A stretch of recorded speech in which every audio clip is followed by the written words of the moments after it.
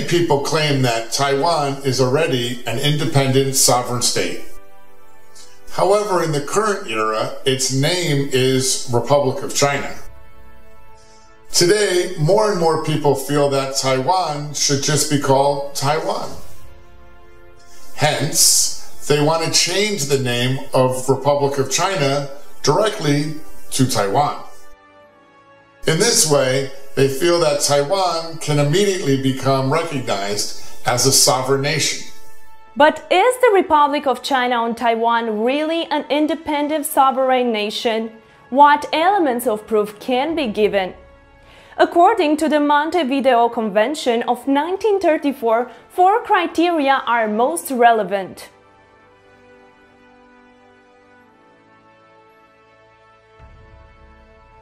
Does Taiwan meet these criteria? In order to do comprehensive analysis on this topic, we have collected video reports from the Taiwan Reality Channel.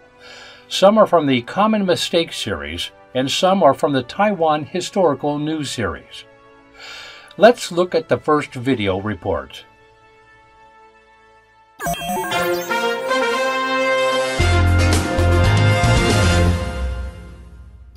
In any event, in regard to the Republic of China on Taiwan, a superficial review usually produces a positive reading in regard to the sovereignty question.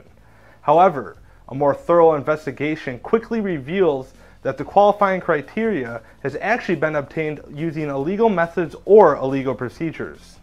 For more information and analysis, you are best advised to keep watching as we continue our series, Commonly Seen Mistakes when discussing the legal status of Taiwan.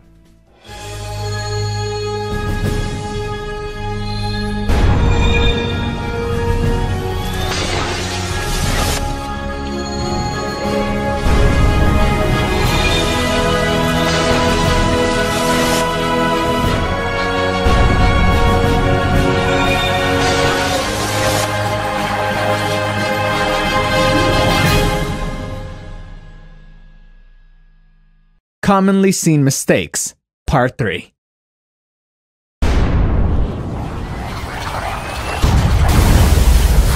The ROC on Taiwan, under any definition, meets the criteria to be a sovereign state.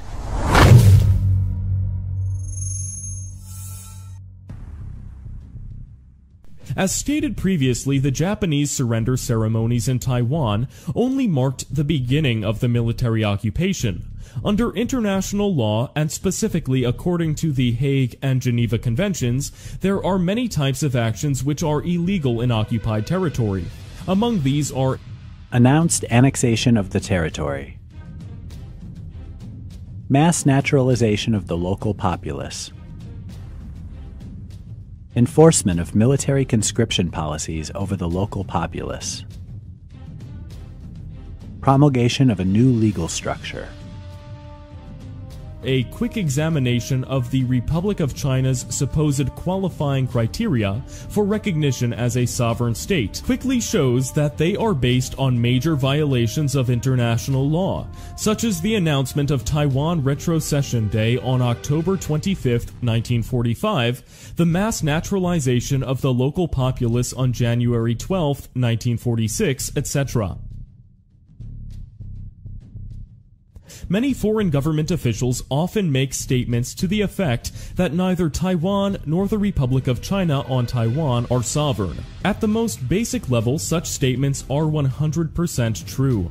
What is unfortunate is that for the most part, these foreign government officials do not explain the reasons for their conclusions, thus leaving the native Taiwanese people both angry and confused.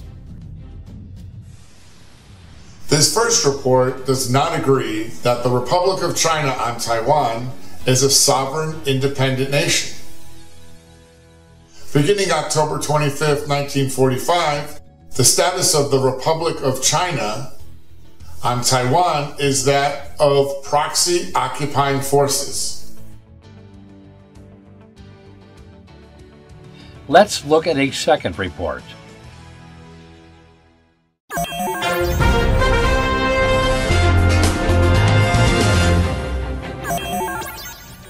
Now let us turn to the Republic of China's supposed qualifying criteria for statehood under international law. the Republic of China, and the Montevideo Convention. Many researchers claim that the ROC on Taiwan meets the 4 Montevideo Convention criteria for statehood. They completely ignore the facts that 1. The mass naturalization of native Taiwanese persons as ROC citizens in January 1946 is illegal under the laws of war. 2. There are no international treaty references which can lead any credibility to the assertion that the ROC has the title to Taiwan territory. And 3. As of late 1949, the ROC has already become a government in exile. Significantly, there is no doctrine under international law whereby certain actions taken by a government in exile can cause it to become the internationally recognized legal government of its current locality. By definition, a government in exile is spoken of in terms of its native country. Hence, it must return to its native country to regain power there in order to obtain legitimacy as the legal government of that geographic area. In other words, in order for the ROC to obtain legitimacy in the international community, it would have to return to Nanjing, China, and resume governance there. The second report concludes that as of December 10th, 1949, the Republic of China has acquired a second status in Taiwan, and that is a government in exile. As a government in exile, the Republic of China can never gain international legitimacy as the legal government of Taiwan. But some may ask, what about popular sovereignty? Can't the Taiwan people use this international law principle to claim sovereignty over Taiwan territory, even when continuing to use the nomenclature Republic of China? Here's a third report.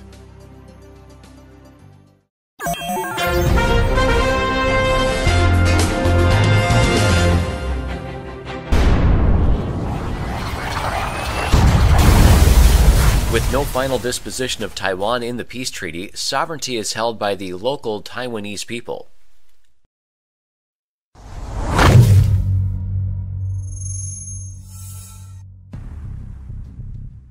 An examination of the subject of territorial cession under international law shows that it is an action between governments. Examples of this in United States history are very representative. There was Louisiana in 1803, Florida in 1821, California in 1848, Alaska in 1867, Guam in 1899, Puerto Rico in 1899, Virgin Islands in 1917, etc. After examining these historical events, we are forced to reach the conclusion that territorial sovereignty is held by a government. It is not held by any amalgamous group of people. In direct contrast to this, there is a concept of popular sovereignty, which is found in constitutional law studies. This is a very different concept from territorial sovereignty. It is often heard that the Taiwanese people enjoy popular sovereignty. In practice, this just means that under the authority of the illegitimate ROC Constitution, they are being given the right to vote and to elect their quote-unquote representatives to various levels of local councils, to the legislature, presidency, etc. Looking at the treaty specifications for Cuba after the Spanish-American War and Taiwan after World War II in the Pacific, both are territory conquered by the USA, which have not reached a final political status. In other words, they have been left in political limbo under the jurisdiction of the United States military government. However, as in the situation of Cuba, the United States executive branch officials should be nurturing local groups in Taiwan to come together to form their own civil government. This is the established precedent for dealing with conquered territory. This precedent was followed in Iraq as well. Finally, some people point to the international law principle of prescription to affirm Taiwan's sovereign position. Legally speaking, does this make sense? Let's look at a fourth report.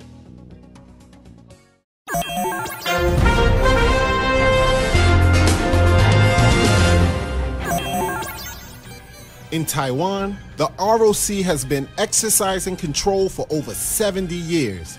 However, it cannot invoke the international law doctrine of prescription in an attempt to claim the ownership of Taiwan territory. This is because international law states that military occupation does not transfer sovereignty.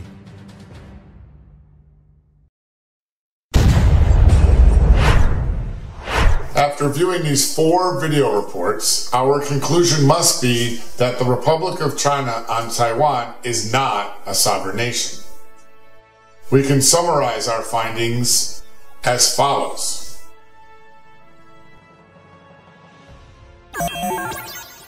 Although the surrender ceremonies on October 25, 1945 were held on behalf of the Allies, the ensuing military occupation is being held on behalf of the conqueror, which is the legal occupier. During the World War II period, over 98% of military attacks against Taiwan were conducted by U.S. military forces. So the United States of America is the conqueror of Taiwan and therefore has full responsibility for the military occupation of Taiwan, including all necessary reconstruction projects. Beginning October 25, 1945, the Republic of China military forces under Chiang Kai-shek are serving in the role of proxy occupying forces. This is their first legal status in Taiwan. In Taiwan, the Japanese surrender ceremonies marked the end of hostilities and the military occupation began. Japan's territorial sovereignty over Taiwan continued until renounced in the post-war peace treaty, which came into force on April 28, 1952. So, by moving their central government to occupied Taiwan in early December 1949, the Republic of China has moved outside of China's national territory and immediately acquired the additional status of government in exile. Taiwan was not awarded to China in the post-war peace treaties and remains in a legal condition of military occupation. The United States of America remains as the principal occupying power. The Republic of China in Taiwan retains its 2 legal statuses mentioned above, which are 1. Proxy occupying forces, and 2. Government in exile. There has been no change in these statuses to date. At the most basic level, Taiwan territory remains as an overseas territory under the jurisdiction of a U.S. federal agency, the United States Military Government, USMG. As explained above, neither Taiwan nor the Republic of China meet the international legal criteria to be considered as sovereign and independent.